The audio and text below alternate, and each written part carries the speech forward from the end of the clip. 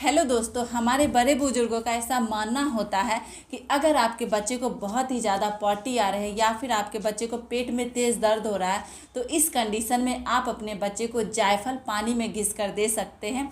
इससे आपके बच्चे को पेट दर्द की शिकायत दूर हो सकती है, प्लस जो लैट्रिन आ रही है, पॉटी आ रही है बहुत ज़्यादा, उसमें भी राहत मिल जाती है। ठीक है, लेकिन आप इसको करने से पहले एक बार डॉक्टर से ज़रूर परामर्श ले लें, क्योंकि इसका कोई वैज्ञानिक प्रमाण नहीं। ये हमारे बड़े बुजुर्गों के द्वारा बताया गया एक घरेलू नुस्खा है।